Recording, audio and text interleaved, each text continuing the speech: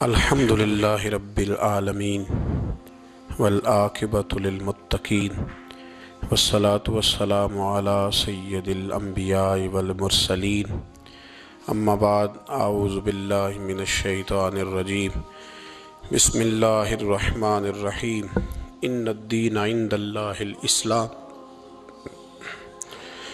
صدق اللہ العظیم وصدق رسولہ النبی الکریم الامین وَنَحْنُ عَلَى ذَلِكَ لَمِنَ الشَّاهِدِينَ وَالشَّاكِرِينَ وَالْحَمْدُ لِلَّهِ رَبِّ الْعَالَمِينَ رَبِّ اشْرَحْ لِي صَدْرِي وَيَسِّرْ لِي أَمْرِي وَاحْلُلْ عُقْدَةً مِّن لِّسَانِي يَفْقَهُوا قَوْلِي إِنَّ اللَّهَ وَمَلَائِكَتَهُ يُصَلُّونَ عَلَى النَّبِيِّ يَا أَيُّهَا الَّذِينَ آمَنُوا صَلُّوا عَلَيْهِ وَسَلِّمُوا تَسْلِيمًا الصلاة والسلام علیکہ یا سیدی یا رسول اللہ وعلا آلکہ واصحابکہ یا حبیب اللہ اللہم صلی علی سیدنا و مولانا محمد معدن الجود والکرم وآلہ وصحبہ وبارک وسلم۔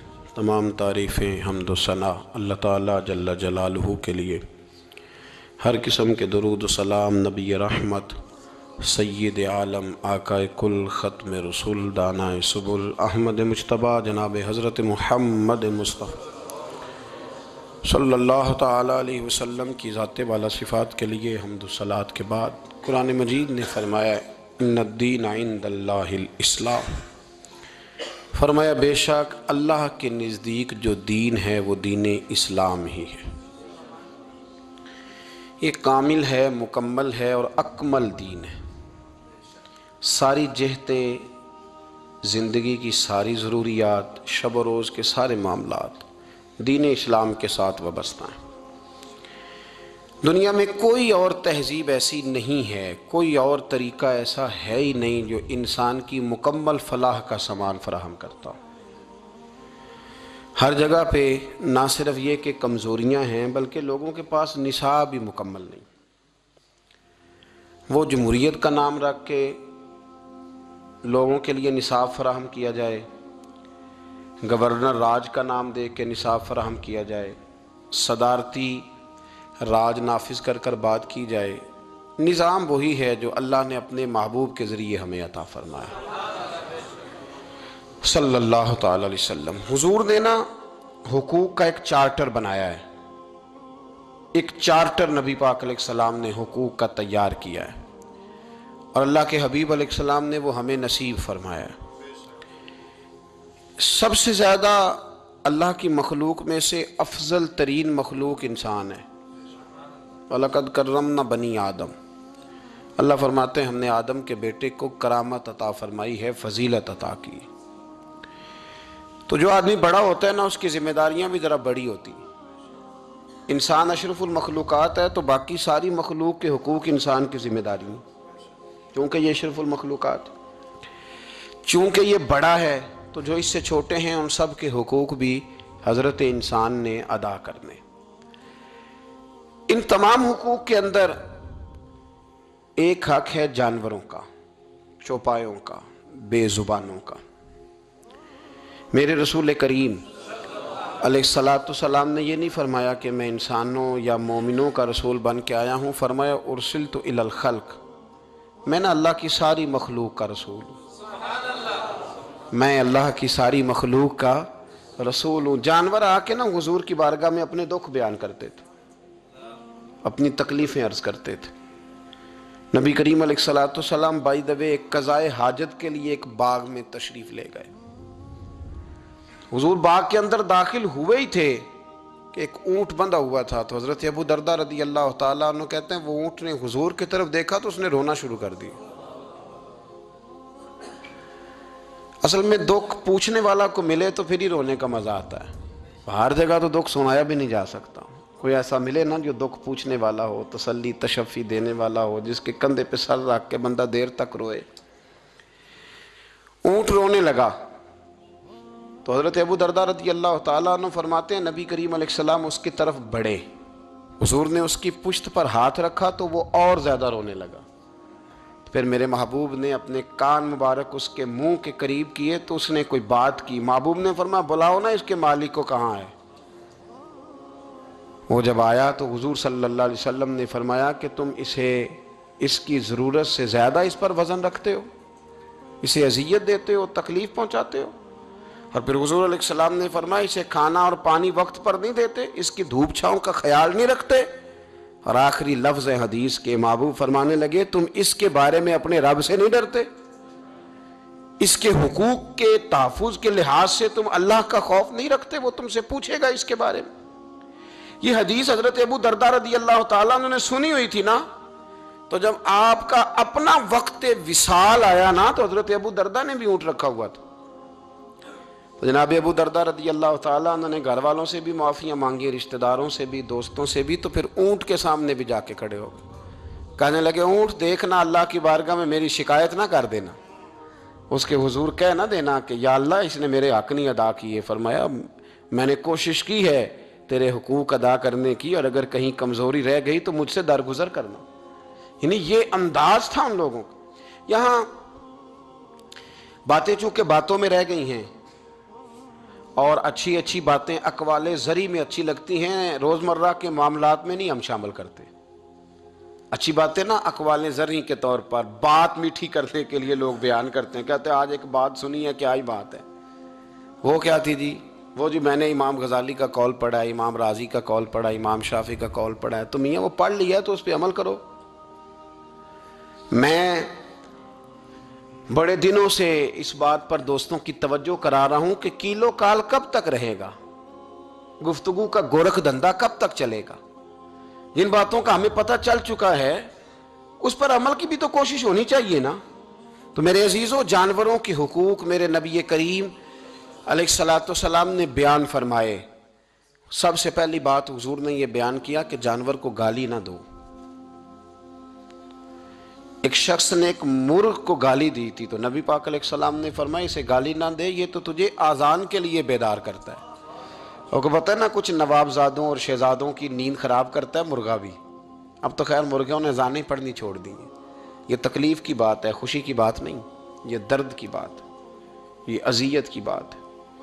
یعنی وہ وطن بھی کو وطن ہے جس میں اذان کی آواز ہی نہ آئے, وہ دیس بھی کو دیس ہے. ہم جا کے اب بسنے لگے ہیں ٹاؤنوں کے اندر, سوسائٹیوں کے اندر جہاں اذان کی آواز ہی نہیں آتی. وہ بھی کچھ جگہ ہے جہاں اذان کی آواز ہی نہ آئے. میں گزشتہ سال جب کراچی گیا تھا تو ایسی جگہ پہ تھا جہاں اذان کی آواز نہیں آتی تھی. تو میں نے گزارش کی تھی ان سنگیوں سے کہ یار ایک سے بڑے دھیمے لہجے میں, فرمائش تو نہیں کرنی چاہیے, تو میں نے کہا تو یار کوشش کرو وہاں ٹھہرایا کرو جہاں مؤذن کی اذان تو سنے نا. یعنی انسان کی روح بیدار رہتی ہے کہ اذان کی آواز آ رہی. اب تو بہت سارے لوگ مسجد کے قریب گاڑی نہیں لیتے. یہ کتنے دکھ کی بات ہے کہ جی تنگ ہوتی ہے, جی اذان کی آواز جو ہے وہ ہمیں تنگ کرتی ہے. لوگ گھر نہیں قریب خریدتے. نبی پاک علیہ الصلوۃ والسلام نے کہا مرغ کو برا نہ کہو, یہ تو تمہیں آذان کے لیے بیدار کرتا ہے, اللہ کا نام سناتا ہے, اس کو گالی نہ دو. جانور کو گالی دینے سے حضور نے منع کیا. یہ ہمارے دیہاتی لوگوں کی کچھ کا مزاج ہوتا ہے, گدھا گاڑی پہ بیٹھے ہیں تو گدھے کو گالیاں دے رہے ہیں, گھوڑے پہ بیٹھے ہیں تو گھوڑے کو گالیاں دے رہے ہیں. حضور نے منع کر دیا, فرمایا جانور کو گالی, او میرے بھائی جو مصطفیٰ کریم جانور کو گالی نہیں دینے دیتے وہ بھائی کو گالی دینے دیں گے؟ جو گدھے کو, گھوڑے کو اور مرغ کو گالی دینے سے منع کر رہے ہیں وہ بیوی کو گالی نکالنے کی اجازت دیں گے؟ وہ دائیں بائیں کسی کو, کچھ لوگوں نے رٹ لیاں گالیاں زبان پہ چڑھی ہوئی ہیں اور اس کو فخر کا سامان سمجھتے ہیں. اللہ سے ڈریں, یہ بھی کوئی فخر ہے, یہ بھی کوئی فخر ہے. ایک صاحب کہنے لگے جی وہ ہمارے مرشد جو بڑے کامل ہیں جی, مجھے آ کے بتانے لگے گالیاں دیتے ہیں جی, ان کی گالیوں میں بھی فیض ہے. تو میں نے کہا اس طرح کر 15-20 گالیاں میرے سامنے اسے نکال, اسے کہا تھوڑا سا فیض تجھے واپس بھیجنا ہے, نکال. تو نکالتا ہے بھلا؟ کہنے لگا جی یہ تو نہیں ہو سکتا. تو میں نے کہا جب تیرے لیے اس کو گالی دینا بے ادبی ہے تو اس کا گالی دینا بے ادبی نہیں, یہ کون سا فیض ہے؟ اسلام بدتمیزوں کا مذہب ہے معاذ اللہ تعالیٰ. کس طرح کا رویہ اختیار کیا ہوا ہے؟ تو یہ کوئی اصول نہیں کہ آپ کے لب و لہجے سے جو ہے وہ کوئی اس طرح کی باتیں چھلکیں. اور بہت سارے یار آپس میں بیٹھے ہوتے ہیں تو مذاق میں گالیاں دے رہے ہیں. یہ توہین ہے ایک دوسرے کی, یہ ذلت ہے, یہ دوستانہ نہیں ہے. تو سب سے پہلی بات میرے نبی پاک علیہ السلام نے جانور کو گالی دینے سے منع کیا۔ دوسرا ہم دیکھتے ہیں کئی دفعہ ہمارے ہاں جو غریب لوگ ہوتے ہیں نا، وہ گدھا ریڑھی پہ کئی دفعہ سبزی بیچتے ہیں۔ یہ ہمارے آج کل کنوں بہت زیادہ ہیں مارکیٹ میں، تو میں دیکھتا ہوں کہ سڑک کے اوپر گدھے کو بھی کھڑا کیا ہوا ہے، کیونکہ اس لیے کہ اب وہ اسی کے اوپر سارا دن رکھیں گے اس کو، اور شام تک جب تک بکے گا نہیں اس بیچارے کی خلاصی نہیں ہوگی۔ نبی پاک صلی اللہ علیہ وسلم نے فرمایا کہ جانور کو سواری بناؤ، کرسی نہ بناؤ۔ دو صحابہ بیٹھے تھے گھوڑے کے اوپر، ایک ادھر بیٹھا تھا ایک ادھر بیٹھا تھا، دونوں آپس میں باتیں کر رہے تھے۔ جس طرح ہمارے زمانے میں جو نئی کار خریدتا ہے نا، تو اس کا بھی کوئی واقف مل جائے تو وہ روڈ کے اوپر کھڑے ہو کے بات کرتا ہے، چونکہ روڈ تو اس نے الاٹ کرایا نا اپنے نام۔ تو میرے جیسا آدمی کئی دفعہ پیچھے ہو بھی نا، تو ایک دن بچہ مجھے کہنے لگا کہ زور سے ذرا ہارن دی، تو میں نے کہا یار اس کے پاس نئی دولت آئی ہے تو مطلب اس کو ہارن نہ دے، یہ پتہ نہیں کہاں سے بولے گا، تو اس کا تو کچھ نہیں بگڑے گا، تو ہمارے لیے مسئلہ بنے گا، کوئی عرض نہیں، اب یہ کھڑا ہے تو کھڑا۔ یہ اس کو لوگ چودراہٹ سمجھتے ہیں، یہ چودراہٹ نہیں ہوتی، اس سے یہ آپ کے کمزور ہونے کی علامت ہے۔ اس طرح چھوٹا آدمی اس طرح کے کام کرتا ہے، بڑے لوگ اس طرح کے کام، بڑے لوگ تو کسی کو تکلیف ہی نہیں دیتے چونکہ وہ بڑے ہوتے ہیں، وہ کسی شخص کو کبھی اذیت میں مبتلا نہیں کرتے چونکہ بڑے ہوتے ہیں۔ یہ تو چھوٹا آدمی ہے جو کسی کا رستہ روک کے کھڑا ہے اور چودھری بن رہا ہے۔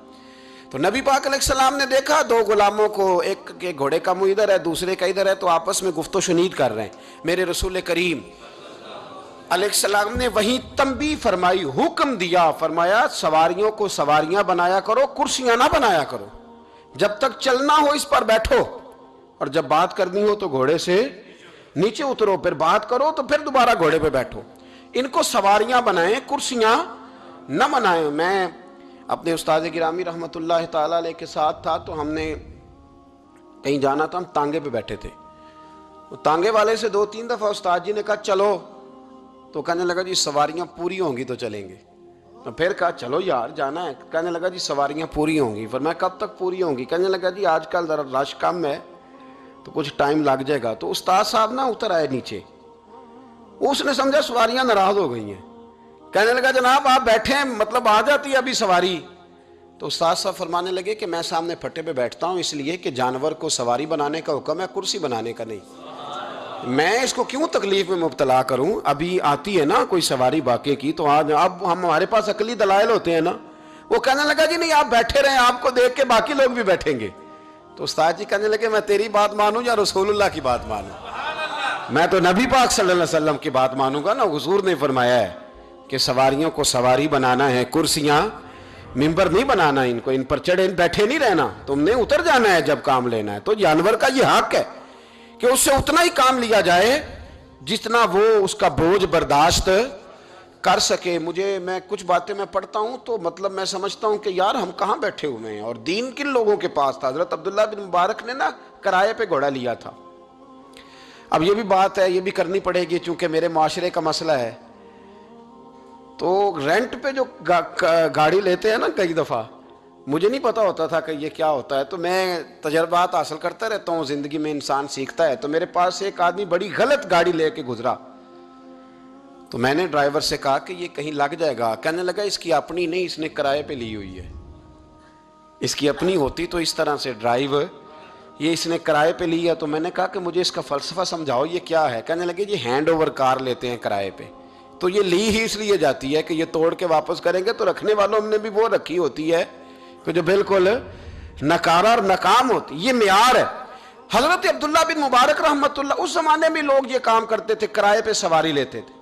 حضرت عبداللہ بن مبارک رحمۃ اللہ تعالیٰ نے ایک شخص سے کرائے پہ گھوڑا لیا کہ مجھے فلاں سفر پہ جانا ہے تو گھوڑا کرائے پہ دے دو۔ اس نے کہا جی کس کس نے جانا ہے؟ تو آپ فرمانے لگے میرا وجود دیکھ لے، میں نہیں جانا ہے، کرایہ طے ہو گیا۔ آپ نے گھوڑا اس سے لے لیا، جب آپ جانے لگے تو ایک آدمی رستے میں ملا، کہنے لگا حضور کوفے جا رہے ہیں؟ فرمایا ہاں۔ کہنے لگا یہ میرا خط بھی لے جائیے گا، یہ میرا خط ہے۔ کتنا وزن ہوتا ہے خط کا؟ یہ میرا خط ہے، فلاں آدمی کو دیجیے گا۔ تو آپ فرمانے لگے تو میرے ساتھ واپس چل گھوڑے کے مالک کے پاس، اگر وہ اجازت دے گا یہ سفر گھوڑے پہ زیادہ رکھنے کا تو میں رکھوں گا، اور اگر وہ اجازت نہیں دے گا تو میں نہیں رکھوں گا۔ تو وہ آدمی کہنے لگا حضور اتنی چھوٹی چھوٹی باتوں کا کیوں خیال رکھتے ہیں؟ تو عبداللہ بن مبارک فرمانے لگے اس لیے کہ میں رحمت للعالمین نبی کا ماننے والا ہوں، میرے رسول پاک علیہ السلام رحمت للعالمین ہے، تو میں اتنا بھی ظلم جانور پر کر سکتا؟ میں پہلے اجازت لوں گا اس کے مالک سے، اس کے بعد پھر میں آگے جاؤں گا۔ تیسری بات، نبی پاک علیہ السلام نے کہا کہ جب تم جانور کا دودھ دھویا کرو نا تو سارا نہ دھویا کرو، اس کے بچے کے لیے بھی چھوڑو۔ اور حضور نے فرمایا کہ اگر کسی جانور کو تکلیف ہو تو تھنوں سے سارا دودھ نہ نکالو، بلکہ کچھ اس کے تھنوں میں چھوڑ۔ اگر کسی جانور کو تکلیف ہو، کچھ جانور ایسے ہوتے ہیں جن کو تکلیف ہوتی ہے، سارا دودھ بالکل نچوڑ کے نکال لیا جائے تو انہیں تکلیف ہوتی، فرمایا اگر تکلیف ہو تو پھر سارا دودھ نہ نکالو، کچھ چھوڑ بھی دو، اس کے بچے کے لیے بھی کچھ چھوڑو۔ فرمایا جب اسے ذبح کرنے لگو تو چھری تیز لاؤ، تیز۔ ایک شخص ناکام سی چھری کے ساتھ جانور کو ذبح کرنے لگے تو نبی پاک علیہ السلام فرمانے لگے تو اسے 2 موتیں دینا چاہتا ہے، 2 دفعہ مارنا چاہتا ہے اس بیچارے کو؟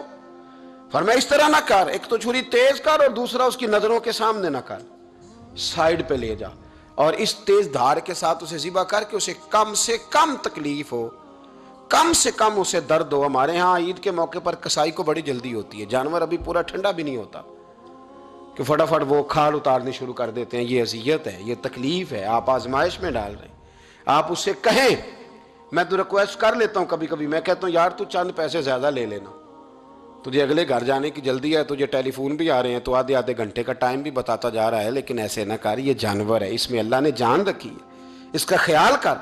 نبی رحمت علیہ السلام نے ہمیں یہ باتیں بتلائیں۔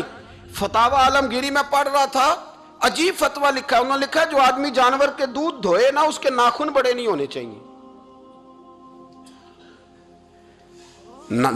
جانور کے جو تھن ہوتے ہیں وہ نازک ہوتے ہیں، تو جس کے ناخن بڑے ہوں گے، اور صاحب فتاوی عالمگیری نے لکھا ہے کہ ہفتے کے بعد ناخن کاٹنا سنت ہے، لیکن جس نے جانوروں کا دودھ دھونا ہونا وہ ہفتے کا انتظار نہ کرے، وہ جلد ناخن کاٹ لے تاکہ جب دودھ دھوئے گا تو جانور کو تکلیف نہ ہو، وہ جلدی کاٹ لے، اور اس ترتیب سے صحیح کر کے ناخن کاٹے کہ وہ کٹے ہوئے ناخن بھی کہیں جانور کو تکلیف نہ دے۔ آپ خود اندازہ کر لیں کہ آپ کا اپنا اگر ناخن صحیح کٹا نہ ہو تو آپ کے سخت گوشت کو بھی تکلیف دیتا ہے، تو جانور کا تھن تو نرم ہوتا ہے۔ میرے رسول کریم، پڑھیے درود پاک، سارے پڑھیے صلی اللہ، نبی کریم صلی اللہ تعالی علیہ وسلم کی امت کے علماء نے ہمیں یہ والا درس بھی ارشاد فرمایا، محدثین نے یہ مسئلہ بھی ہمیں بتایا کہ کوئی ایسا کام نہیں کرنا جس سے اس کو اذیت پہنچے۔ اگلی بات سنیں، بخاری مسلم میں حضور علیہ السلام نے فرمایا جو جانور جس مقصد کے لیے پیدا کیا گیا اسے وہی کام لینا ہے، دوسرا کام نہیں لینا، جس مقصد کے لیے پیدا کیا گیا۔ گھوڑا، گدھا اور خچر کھانا اسلام میں ذبح کر کے کھانا اس لیے جائز نہیں رکھا گیا کہ یہ سواری کے جانور ہیں، تو جو سواری کے جانور ہوں گے انہیں ذبح کر کے کھایا نہیں جائے گا، ان سے سواری کا کام لیا جائے گا، اور جو جانور گوشت والے ہوں گے ان سے گوشت کا کام لیا جائے گا، جو دودھ والے ہوں گے اس سے دودھ کا کام لیا جائے گا۔ بخاری مسلم میں موجود ہے، نبی پاک علیہ السلام فرماتے ہیں ایک شخص نے بیل پر سواری کر لی، بیل پر، گائے پر اس نے سواری کر لی، اور جب وہ تھوڑا سا آگے گیا نا تو بیل اپنا منہ پیچھے کر کے کہنے لگا میں سواری کے لیے نہیں پیدا کیا گیا۔ اللہ نے اسے زبان عطا فرمائی اور بیل بول پڑا، کہنے لگا مجھے حال کے اندر جوت لے، یہ کام مجھ سے لے لے، لیکن تو میرے اوپر سواری نہیں کر سکتا، سواری کے لیے اللہ نے گھوڑے پیدا کیے، اونٹ، گدھے اور خچر پیدا کیے ہیں، جو جانور جس مقصد کے لیے ہوگا اس سے وہی کام لیا جائے گا۔ ایک بات اور کرنے لگا ہوں، ذرا سخت ہے پر چونکہ مضمون ہے تو مضمون بیان کرنا فرض ہے۔ جانوروں کو لڑانا حرام ہے۔ حضرت عبداللہ ابن مسعود رضی اللہ تعالیٰ عنہ روایت بیان کرتے ہیں، فرمایا لعنتی ہے وہ شخص جانوروں کو آپس میں لڑاتا ہے، وہ لعنتی ہے جو جانوروں کو آپس میں اور آپ اس ملک میں رہتے ہیں جہاں کروڑوں روپے کی شرطیں لگتی ہیں جانوروں کی لڑائی میں، جانوروں کو اذیت دی جاتی ہے، تکلیف دی جاتی ہے، کبوتر اڑائے جاتے ہیں، اور بڑا انعام اس کو ملتا ہے جس کا کبوتر دیر کے بعد آئے، کبوتر باز کبوتر کو بیٹھنے نہیں دیتا۔ یہ حرام ہے، شریعت اسلامیہ میں حرام ہے جانوروں کا لڑانا، اور ان کو ایک دوسرے کے خلاف ابھارنا حرام ہے، دین میں منع کیا گیا ہے۔ آپ جانور کو اگر پالیں گے بھی تو اس حد تک پالیں گے کہ جس حد تک اس کو کسی اذیت میں مبتلا نہ کیا جائے۔ کتوں کی لڑائی کرائی جاتی ہے، مرغوں کی لڑائی کرائی جاتی ہے، جانوروں کو اذیت پہنچتی ہے، بیلوں کی لڑائی ہوتی ہے، سینگ ٹوٹ جاتے ہیں، لہو اتنا بہتا ہے جانوروں کا کہ دیکھا نہیں جاتا، لیکن سامنے بیٹھنے والے تالیاں بجا رہے ہیں۔ یہ تو بڑے سخت دل لوگوں کے رویے کہ جانور کا خون بہ رہا ہے اور آپ تالیاں بجا رہے ہیں۔ مرغے بیچارے کی چونچ لہو لہان ہو گئی ہے، سامنے والے نے اتنا مارا ہے اور یہاں تالیاں بج رہی ہیں کہ میرا جیت گیا ہے، بجائے اس کے کہ اس کو پٹی کی جاتی، اس کو دیکھا جاتا۔ یہ تو سنگ دل لوگوں کا کام ہے۔ ہم تو رحمت للعالمین نبی کے غلام ہیں صلی اللہ علیہ وسلم۔ ہمارے دین نے تو ہمیں یہ مزاج ہی نہیں دیا۔ ہم نے تو پیار کرنا ہے، ہم نے تو محبت بانٹنی ہے، ہم نے تو خلوص پیدا کرنا ہے، ہم نے تو شفقت کرنی۔ جانور پر رحم کھایا جائے گا، اس کا خیال رکھا جائے گا۔ پھر آگے چلیے، میرے نبی پاک علیہ السلام نے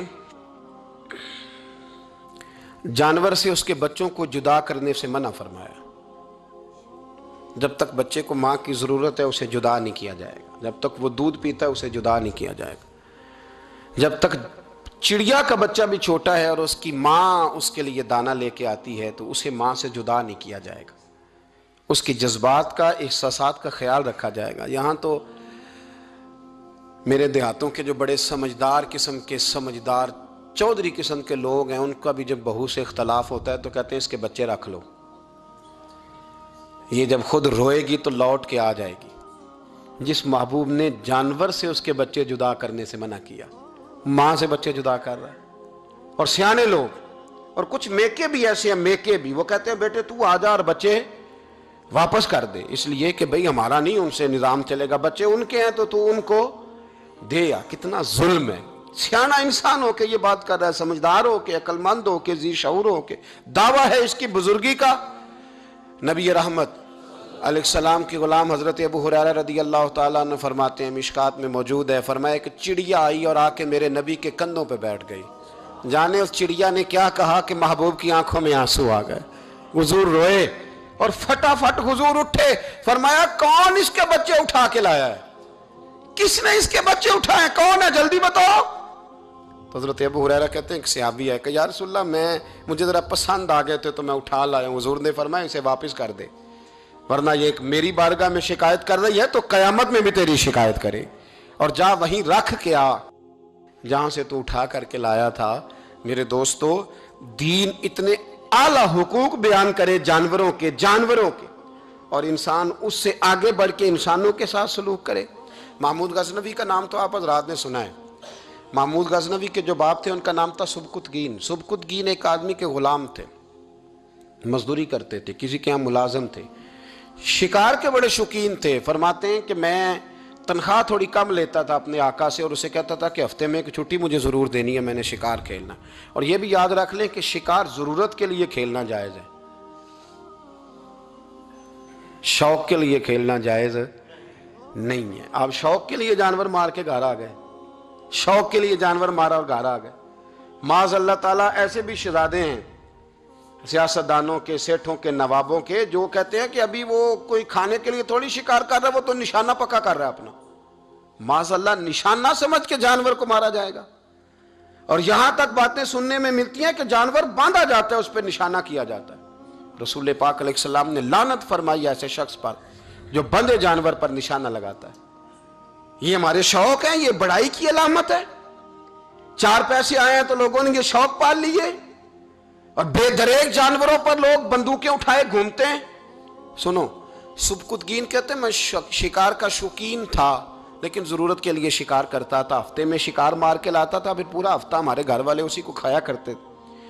فرماتے ہیں کہ میں تنخواہ تھوڑی لیتا تھا اپنے آقا سے، محمود غزنوی کے والد سبکتگین، کہ میں بھئی ہفتے میں ایک دن شکار کرنے جاؤں گا۔ کہتے ایک دن میں جنگل میں شکار کرنے گیا تو کچھ جانور کم نظر آئے، صبح سے لے کر میں گھومنے لگا، عصر کا وقت ہو گیا، کوئی شکار نہ ملا۔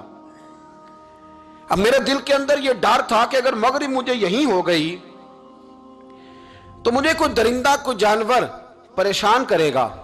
اسی پریشانی کے عالم میں دائیں بائیں دیکھ رہا تھا کہ ہرنی کا ایک بچہ مجھے نظر آیا۔ میں نے جھٹ سے وہ ہرنی کا بچہ ہی اٹھا لیا کہ آج یہی شکار کروں گا۔ کہتے ہیں میں نے اسے گھوڑے کے آگے رکھا، اپنے آگے گردن کی جانب، اور میں نے گھوڑے کی لگامیں اس تیزی سے گھمائی کہ سر پٹ گھوڑا دوڑایا تاکہ مغرب سے قبل میں شہر میں پہنچ جاؤں۔ یہ جنگل کا علاقہ گزر جائے. کہتے ہیں میں بڑی گرمی تھی, بڑی پیاس لگی, پر پانی نہ پیا نہ گھوڑے کو پلایا, سر پٹ دوڑایا اس ڈر سے کہ کہیں ایسا نہ ہو کہ میں جنگل میں مجھے شام ہو جائے. کہتے ہیں جب میں شہر سے باہر پہنچ گیا تو مغرب کا وقت بھی شروع ہو گیا. کہتے ہیں ابھی میں پہنچا ہی تھا, میں نے وہاں گھوڑے کو روکا, خود بھی پانی پیا, جانور کو بھی پلایا. کہتے ہیں ذرا میں نے آنکھ اٹھا کے دیکھا تو جس ہرنی کا میں بچہ لایا تھا وہ بھی دوڑتی ہوئی میرے پیچھے آ گئی. کہتے ہیں وہ پیچھے میرے کھڑی ہے, پتہ نہیں کہاں سے بیچاری دوڑی. میرا تو گھوڑا تھا اور میں نے تو سانس بھی نہیں لیا. 1.5 گھنٹہ 2 گھنٹے میں بھگاتا لایا اس جلدی میں کہ باہر آنا ہے. کہتے ہیں پلٹ کے دیکھا تو اس کی سانس پھولی ہوئی ہرنی کی اور للچائی نظروں سے مجھے دیکھ رہی ہے. دل کے ایک کونے سے آواز آئی کہ آج تو 2 شکار ہو گئے. بچہ تو پکڑا ہی, اس کی ماں کو بھی قابو کرتا ہوں تاکہ ڈبل شکار ہاتھ آئے گا. کہتے ہیں پھر اندر سے میرا درد بولا, اندر سے میرا رحم بولا کہ ایک ماں اپنا بچہ لینے آئی ہے, اور اس طرح تو اسے تکلیف نہیں دی جا سکتی کہ اسے بلیک میل کر کے ماں کو بھی رکھ لیا جائے. کہتے ہیں جب میں نے اس ہرنی کی طرف دیکھا تو اس کی نظروں میں سوال تھا, اس کی نظروں کے اندر سوال تھا, کچھ مانگ رہی تھی. کہتے ہیں میں نے اس بچے کی پشت پر ہاتھ پھیرا, پھر میں نے بچہ چھوڑ دیا. کہتے ہیں اس نے پہلے بچے کو بازوؤں میں لیا, پھر اپنی زبان سے اپنا بچہ چاٹنے لگی. کہتے ہیں پھر وہ جب جنگل کی طرف جانے لگی تو ایک دفعہ اس نے میری طرف دیکھا, دوسری دفعہ اس نے آسمان کی طرف دیکھا. زندگی میں مجھے اتنا سکون کبھی نہیں آیا تھا جتنا آج آیا. کہتے ہیں میں گھر گیا, عشاء کی نماز پڑھی, باوضو میں بستر پہ لیٹ گیا. لوگوں میرے نصیب دیکھو, مجھے مدینے والے محبوب کا دیدار نصیب ہوا. رسول کریم علیہ السلام میری خواب میں آئے, میں رونے لگا. گھر مہک اٹھا, پھول کھلنے لگے, خوشبوئیں بکھرنے لگی. کہتے ہیں محبوب کریم تشریف لائے اور کیا خوبصورت جملہ ہے. محبوب فرمانے لگے, او سبکتگین, اگر تجھے بادشاہ بنا دیا جائے تو انسانوں کے ساتھ بھی اسی طرح رحم کرے گا نا جس طرح آج ہرنی کے ساتھ کیا ہے. اگر تجھے بادشاہ بنایا جائے تو رویہ یہی رکھے گا یا بدل جائے گا. کہتا ہے میں رو پڑا. میں نے کہا یا رسول اللہ, میں تو غلام بننے کے بھی قابل نہیں, تو بادشاہ کیسے بنوں گا؟ فرمایا تیری آج کی ادا بڑی پسند آئی ہے, عرش کے مالک نے تجھے بادشاہ بنانے کا فیصلہ کر لیا. تیری یہ ادا بڑی بھائی ہے, بڑی پسند آئی. فرماتے ایک ہرنی کے بچے پہ رحم کھایا تھا, رب کریم نے مجھے بادشاہی عطا فرما دی. ہم نہ سیاست سے بادشاہی لینا چاہتے ہیں, سیاستدانوں کے اپنی جیب سے اشتہار چھپوا کے بادشاہی لینا چاہتے ہیں, ڈیرا بنا کے بادشاہی لینا. نہ, بادشاہی تو رحم کرنے سے ملتی, بادشاہی تو شفقت کرنے سے ملتی, بادشاہیاں تو اللہ کی مخلوق سے پیار کرنے سے ملتی. بادشاہیاں حضرت امام احمد بن حنبل رحمۃ اللہ تعالی علیہ فرماتے میں نے ماوراء النہر ایک محدث کا تذکرہ سنا کہ وہ میرے محبوب کی حدیثیں بیان کرتے ہیں, تو کہتے ہیں میں شوق علم میں ان کی بارگاہ میں پہنچا. جب میں گیا تو کتے کو کھانا کھلا رہے تھے. میں نے سلام لی تو انہوں نے جواب تو دیا پر کوئی اتنی توجہ نہیں کی میری طرف. میرے دل میں خیال آئیے محدث ہیں اور کتے کے ساتھ اتنا پیار کر رہے ہیں, میری طرف دیکھا ہی نہیں. تو فرماتے ہیں وہ کتے کو کھانا کھلا کے فارغ ہوئے تو میری طرف دیکھ کے کہنے لگے احمد بن حنبل, میرے علاقے میں کتے نہیں رہتے, کتے دوسرے شہر میں زیادہ پائے جاتے ہیں, یہ بھوکا تھا تو ادھر آ گیا تھا. اور تمہیں حضور علیہ السلام کی وہ حدیث تو پتہ ہوگی کہ نبی پاک نے فرمایا جو کسی کے ساتھ امید لگائے اور وہ آدمی اس کی امید پوری کرنے پر قادر ہو پھر بھی امید پوری نہ کرے تو قیامت کے دن اللہ اس کی بھی بہت ساری امیدیں پوری نہیں کرے گا, اسے سزا ملے گی. امید پوری کرنے پر قادر تھا, مجبور نہیں تھا, پر پوری نہ کی تو اسے قیامت کے دن سزا ملے گی. تو فرمایا یہ کتا امید لگا کے آیا تھا میرے گھر میں کھانے کی, تو اگر میں پوری نہ کرتا تو پھر حضور کی اس حدیث پر عمل کیسے ہوتا اور پھر مجھے حدیثیں بیان کرنے کا مطلب کیا سمجھ میں آتا. امام احمد بن حنبل رحمۃ اللہ تعالی علیہ فرماتے ہیں میں نے کہا استاد جی اجازت دے دیں. کہا کدھر آئے تھے؟ کہا حضور جس کام آیا تھا نا وہ میرا بڑا ہی اچھا ہو گیا ہے, وہ بڑا شاندار ہو گیا. جو حدیث بھی آپ نے بیان کر دی اور صرف بیان نہیں کی, آپ نے تو عمل کر کے بھی دکھا دیا ہے. آپ نے تو اس حدیث پر منوان عمل کر کے بھی دکھا دی. جانور کے ساتھ حسن سلوک کرنا, اس کے ساتھ پیار کرنا, جانوروں کا خیال رکھنا. کچھ جانور موذی ہوتے ہیں, شریعت نے انہیں مارنے کی اجازت دی ہے, اجازت دے دیا. جو جانور تکلیف دیتا ہے, اذیت دیتا ہے, اسے مارا جا سکتا ہے, اس کو ہٹایا جا سکتا ہے, لیکن جانور کے حقوق کا لحاظ کرنا, اس پر رحم کھانا, اس پر توجہ دینا, میں برطانیہ کے ایک شہر کی طرف جا رہا تھا تو رستے میں نا ٹریفک بند ہو گئی. تو آپ کو پتہ ہے میپ وغیرہ نکل آئے ہیں تو میپ سے پتہ چل جاتا ہے کہ کس روڈ پہ رش زیادہ ہے, کس پہ رش کم ہے. تو میں نے اپنے ڈرائیور سے یہ شکوہ کیا کہ میاں تم تو کہتے ہو یہ رستہ صاف ہے, یہ تو یہاں تو ٹریفک ہے. کہنے لگا حضرت صاحب پہلے نہیں تھی, ابھی ہوئی ہے تو پتہ کر لیتا ہوں. اس نے نیٹ پر کوئی چیز لگائی تو جواب یہ آیا کہ روڈ پہ نا آگے کتے کا ایکسیڈنٹ ہو گیا ہے اور ایمبولینس آ رہی ہے کتا اٹھانے کے لیے. تو جیسے ہی کتا اٹھا کے لے جائے گی نا روڈ کھول دیا جائے گا. مجھے نا شرم آئی مجھے, احساس نے مجھے پریشان کر دیا.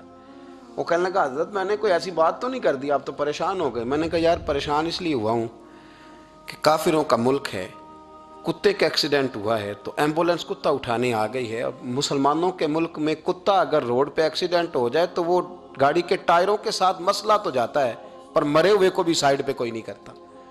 میرے وطن عزیز میں, میرے ملک کے اندر کتا اگر اس کا ایکسیڈنٹ ہو گیا تو ٹائروں کے ساتھ ہی وہ جائے گا. یعنی درس دینے والا M A, B A, B B A, M S C, M Phil, P H D کی ڈگری رکھنے والا, اب مالدار غریب لوگ تو نہیں نا گاڑیاں ڈرائیو کر رہے ہوتے, مالدار پڑھے لکھے لوگ وہ اپنے ٹائروں کے ساتھ اس کتے کے اوپر سے گزریں گے لیکن کچھ چھڑی لے کے اس کو سائیڈ پہ نہیں کریں گے.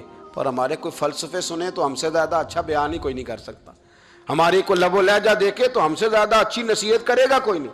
لیکن اس کو ایک جگہ پہ میں نے کہا ایک سنگی سے کہ یار ذرا تھوڑا رکو, اس کو سائیڈ پہ کر دو. تو کہنے لگے مین روڈ پہ کیسے رکیں؟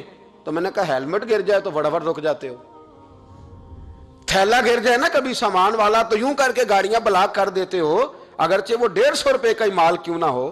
اور کتے کی خاطر نہیں نیچے اتر سکتے, اس کو تھوڑا سا ہٹایا نہیں جا سکتا. لیکن ہمارے رویے ہیں, ہمارا مزاج ہے, ہم ان چیزوں کو سمجھتے نہیں. امیر ملت, اور اگر میں کہوں بانی پاکستان تو میں ٹھیک کہوں گا. بانی لارڈ تھا ایک اس وقت انگریزوں کا بڑا, پیر جماعت علی شاہ صاحب محدث علی پوری بھی پاکستان کی تحریک چلا رہے تھے اور قائد اعظم بھی چلا رہے تھے.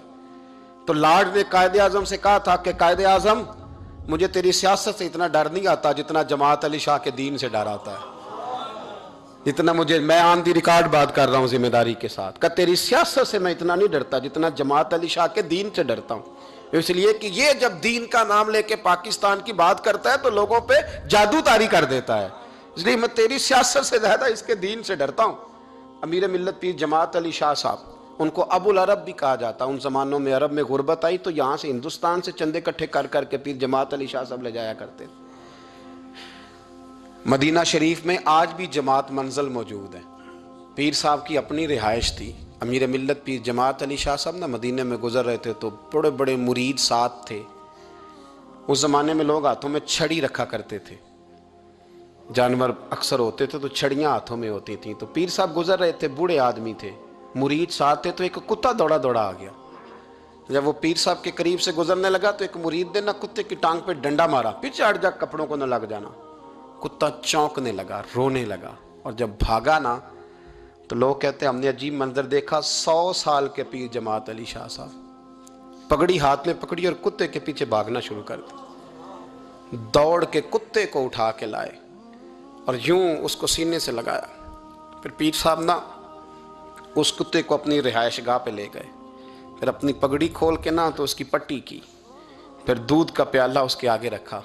جب کتے نے دودھ پی لیا تو پیر جماعت علی شاہ صاحب نے ہاتھ باندھے, کہنے لگے مدینے کے کتے نبی پاک کی بارگاہ میں میری شکایت نہ کر دینا, حضور کی بارگاہ میں شکایت نہ کرنا کہ یا رسول اللہ یہ آتے ہیں حاضری دینے اور ہمیں تکلیف دیتے ہیں, میری شکایت نہ کرنا مصطفیٰ کریم کی بارگاہ میں. میں نے نہیں اسے کہا تھا, اس سے بھول ہو گئی, میں معافی مانگتا ہوں.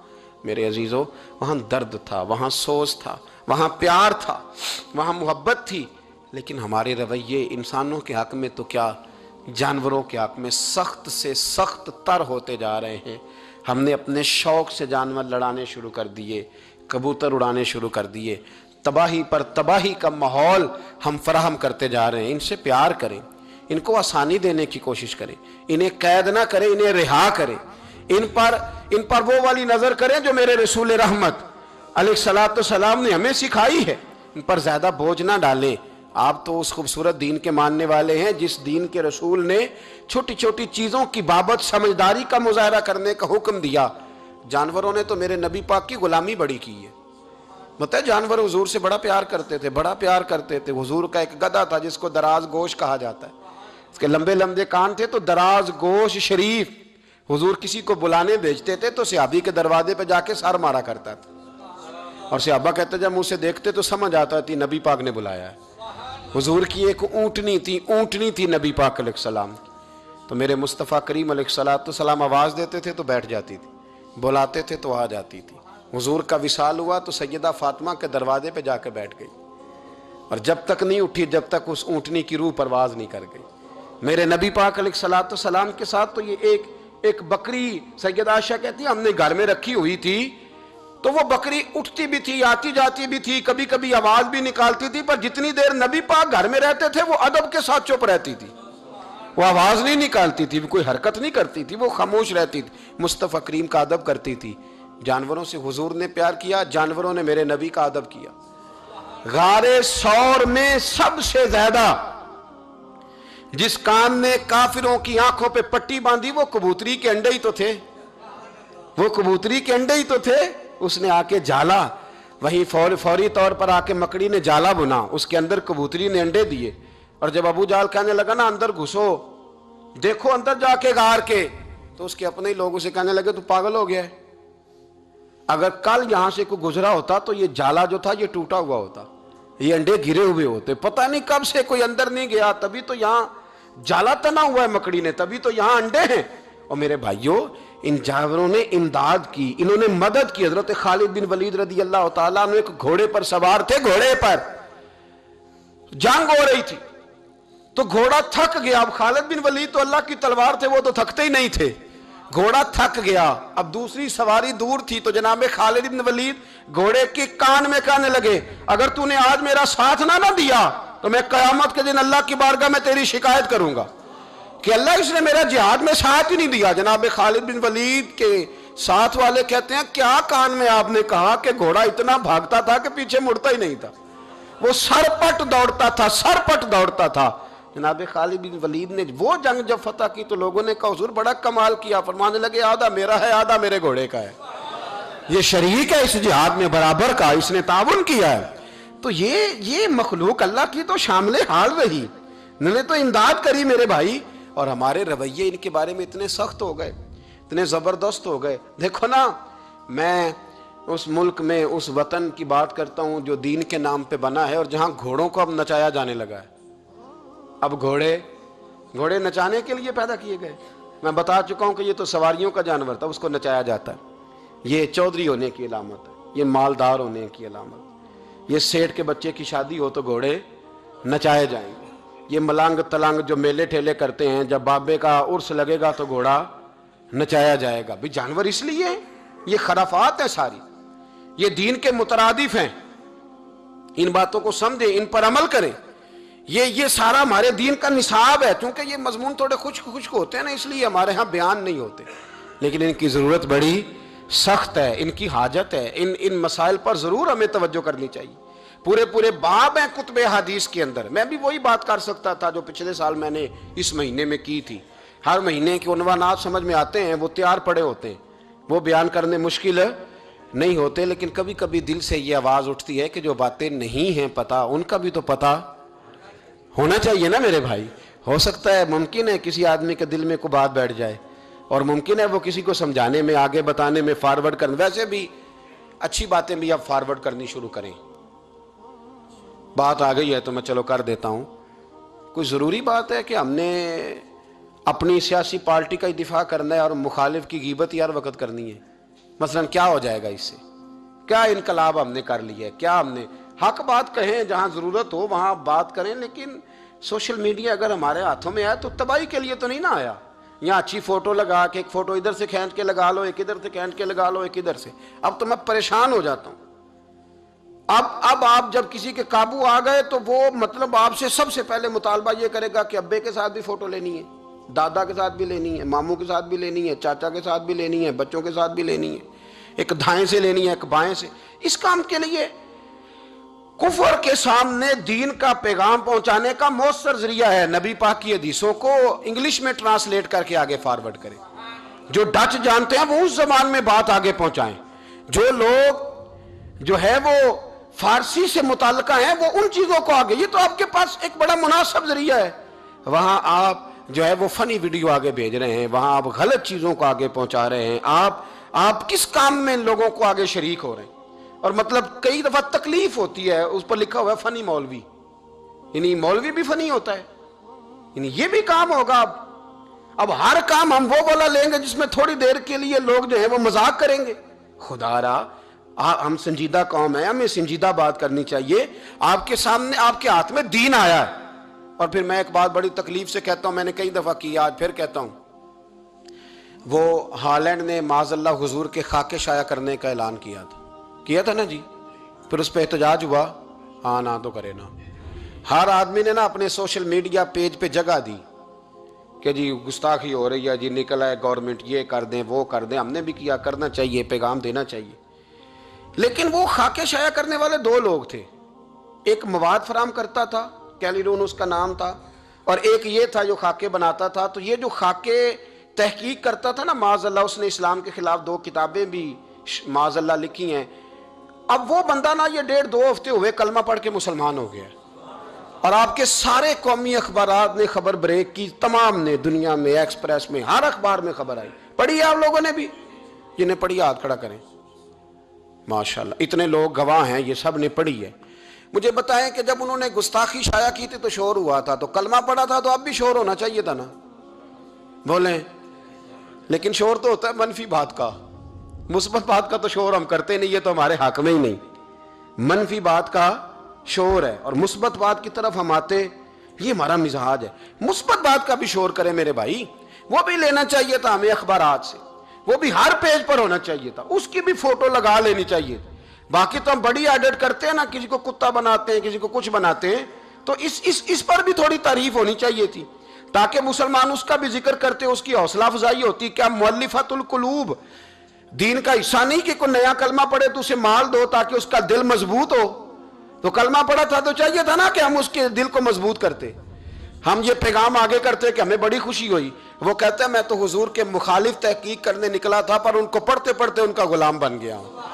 اور اس نے باقاعدہ معافی مانگی ہے, کہ میں اپنے پچھلے رویے سے اللہ کی بارگاہ میں بھی شرمندہ ہوں, نبی پاک کی بارگاہ میں بھی شرمندہ ہوں, مسلمانوں سے بھی معافی مانگتا ہوں. اس نے باقاعدہ معافی مانگی ہے. لیکن جو کہ بات تھی مثبت, بات تھی خوشخبری والی, اور ہم دیتے ہیں مایوسی والی خبر. ہم بریک وہ خبر کرتے ہیں جس میں کوئی ٹینشن پیدا ہوتی. ٹینشن. میں ابھی حیدرآباد میں تھا, پولیس والا اپنی گاڑی میں بیٹھا تھا, ہم اپنی گاڑی میں تھے. ایک ایڈریس پوچھنا تھا, رستہ پوچھنا تھا, مطلب عام ایک جگہ پہ عام آدمی سے ہم نے گاڑی میں بیٹھے بیٹھے ایڈریس پوچھا تھا, تو اس نے کہا تھا اتر کے آئیں. آپ نے پوچھنا نا تو اتر کے آئیں. تو ٹھیک بات کی, ہمیں غصہ نہیں آیا. میں نے اس سے پولیس والے سے السلام علیکم کے بعد کا ایڈریس پوچھنا, تو وہ گاڑی سے اتر کے آیا, اس نے ہم سے سلام لی, اور اس نے بڑی تفصیل کے ساتھ ہمیں پتہ بتایا. کام تو ہمارا تھا نا, وہ تو اپنی جگہ پہ کھڑے تھے. میرے بھائی آپ مثبت باتوں کو کیوں نہیں بیان کرتے؟ کیا پاکستان میں سارا دن غلط کام ہی ہوتے ہیں, صحیح کام ہوتا ہی کوئی نہیں؟ وہ صحیح کام کو ڈسکس کون کرے گا؟ خیر والی بات کون بیان کرے گا؟ اچھائی کا ذکر کون کرے گا؟ محبت کی بات کون کرے گا؟ میرے ایک مفتی صاحب ہیں, دوست ہیں, پیار والے, انہوں نے مجھے ٹیلی فون کیا کہ ختم ہے, ٹائم چاہیے. تو میں نے ان سے کہا کہ میری نا ریکارڈنگ ہے, اس دن ٹی وی پر ایک پروگرام میں نے ریکارڈ کر کے دینا ہے. اب سوچے دو ہے نا, وہ یہ بھی کہہ سکتے تھے کہ اچھا تسی امیر ہو گئے ہو, یہ بھی بات ہو سکتی تھی نا. لیکن مفتی صاحب مجھ سے کہنے لگے کہ ختم 20 لوگوں تک پیغام جائے گا, اور جب وہ آپ ریکارڈنگ کریں گے تو ہماری جماعت کی ترجمانی لاکھوں لوگوں تک جائے گی. تو ہم جو چاہتے ہیں کہ زیادہ لوگوں تک پیغام پہنچے, ہم ختم شریف پڑھ لیں گے, آپ مہربانی کریں وہ کام آپ کریں, یہ خیر کی بات ہے نا. لیکن مثبت باتوں کی طرف ہماری توجہ جاتی. انہوں نے کہا بڑا کام کریں, کوئی حرج نہیں, یہ تو کام چلتے رہتے ہیں, ہوتے رہتے ہیں, یہ ہو جائے. مثبت کام پر اپنی توجہ کریں, جانور کے ساتھ پیار کریں, اچھے طریقے سے پیش آنے کی کوشش کریں, اچھا رویہ اختیار کریں. سنیں, بات ختم کرتا ہوں, ایک بات یاد آ گئی بڑی مزیدار. آپ نیٹ پہ سرچ کریں گے نا تو مصر کے شہروں میں ایک شہر ملے گا جس کا نام ہے فسطاط. فا سین توئیں, تا کہتے ہیں ہم اس کو عربی میں, تا ہے آگے الف ہے, یہ کٹھا ہے, اور آگے پھر تا ہے. فسطاط. یہ شہر ہے ایک مصر کا. فستاد کا معنی ہے گھونسلہ. یہ شہر کب بنا؟ حضرت عمر فاروق کے زمانے میں حضرت عمر بن العاص رضی اللہ تعالیٰ عنہ یہاں جہاد کرنے آئے. اس جگہ جہاں آج وہ بہت خوبصورت اور بڑا شہر قائم ہے، وہاں انہوں نے خیمے لگائے. اور چونکہ جنگ کرنی تھی 1 ہفتہ 2 ہفتے 3 ہفتے، ممکن تھا جنگ جاری رہے، تو خیمے لگائے، پڑاؤ کیا، ٹھہرے. جنگ ہوتی رہی، ہفتے سوا کے بعد جنگ ختم ہو گئی. حضرت عمر بن عاص نے فرمایا خیمے اکھاڑو بھائی چلے. سب لوگ اپنا اپنا خیمہ سمیٹنے لگے. حضرت عاص کہتے ہیں میں نے ایک طرف سے جب خیمہ اپنا اتارا نا، ایک طرف سے، آپ کو پتہ ہے اس کے اندر لوگوں نے بانس لگائے ہوتے ہیں، لکڑی کے بڑے بڑے چھڑیاں کھڑی کی ہوتی ہیں، تو کہتے ہیں ایک طرف کی چھڑی جب میں نے اتاری نا تو اوپر مجھے کبوتری نظر آئی اور اس کے انڈے نظر آئے. تو میں نے فٹافٹ دوبارہ لگا دیا. اب میں سوچنے لگ گیا یہاں کیا کروں، اس کو کیسے اتاروں، یہ تو انڈے تو ٹوٹ جائیں گے، گر جائے گی، اور یہ تو بڑا وفادار جانور ہے، یہ تو میرے مصطفیٰ سے پیار کرنے والا ہے. حضرت عمر بن العاص رضی اللہ تعالیٰ عنہ کہتے ہیں میں نے تھوڑی دیر کے بعد ہی فیصلہ کر لیا کہ نہیں بھائی اس کو چھیڑنا ہی نہیں، اس کو لگا رہنے دو. کہتے ہیں جب میں جانے لگا تو میں نے 1-2 سپاہی سے کہا کہ ابھی ہم یہاں رہیں گے تو صحیح نا، تو یہاں ایسا نہ ہو کوئی اور کھیڑ کے لے جائے، 2-1 دن تم نہیں ٹھہر جاتے یہاں. کہتے ہیں وہ لوگ ٹھہر گئے. پھر جب علاقوں پہ قبضہ ہوا تو حضرت عمر بن عاص فرماتے ہیں کہ سارے علاقے فتح ہو گئے، پر مجھے نہ کبوتری اور کبوتری کے انڈوں کا خیال نہیں جاتا تھا. تو میں نے کہا کہ آبادی اگر زیادہ ہو گئی ہے تو ایک نیا شہر نہ آباد کر لیں. لوگوں نے کہا کر لو. تو فرماتے ہیں میں نے وہ چونکہ جگہ فتح ہو گئی تھی مسلمانوں کی تھی، تو کچھ لوگوں کو فری پلاٹ دیے، وہاں سے انہوں نے گھر بنائے. پھر وہ اتنے خوبصورت گھر بنے کہ لوگ وہاں آ کے بسنے لگے. میں نے کہا بھی یہ اتنی جگہ تم نے چھوڑ دینی ہے جہاں کبوتری کا بسیرا ہے، یہ جگہ چھوڑ دینی ہے. ایک کبوتری نے انڈے دیے تھے، آج فستاد نام کا پورا شہر موجود ہے، پورا شہر آباد ہو گیا. انڈے نہیں توڑے، کبوتری نہیں اڑائی، اور ایک شہر نیا آباد کر دیا ہے. ہمارے یہاں نا لوگ رستہ نہیں دیتے، گلی بند کر دیتے، رستہ نہیں دیتے، گلی بند کر دیتے، مسجد کے محراب کو جگہ نہیں دیتے. وہ کہتے ہیں مسجد کی ایک صف ضائع کر لو، پر مطلب ہم محراب کیسے نکال دیں. خدا را دیکھیں کس دین کے ماننے والے ہیں. فستاد شہر صرف اس لیے آباد ہو گیا کہ حضرت عمر بن عاص ایک کبوتری کے انڈے نہیں توڑنا چاہتے تھے، اس کو اڑانا نہیں چاہتے تھے. ہم تو اتنے شاندار دین کے ماننے والے ہیں، ہم پر کوئی دہشت گردی کا لیبل کیسے لگا سکتا ہے، ہمارے بارے میں کوئی سخت جملہ کیسے بول سکتا ہے. یہ لوگ اپنی سیاست چمکانے کے لیے تو یہ بات کر سکتے ہیں، لیکن مسلمان بڑا ہی نرم دل ہے، یہ بڑا ہی نرم دل ہے. اس کی طرف تو کوئی یہ لفظ سوچ بھی نہیں سکتا، وہ تو پراپوگنڈا تھا جس کا شکار ہو گئے. ہمیں اب ہر ذریعہ استعمال کر کے یہ خیر والی باتیں آگے پہنچانی ہے، تاکہ لوگوں کو پتہ چلے رحمت والے نبی کے ماننے والے امتی بھی بڑے رحمت والے ہیں. اللہ سمجھنے کی توفیق عطا فرمائے. آخر دعویٰ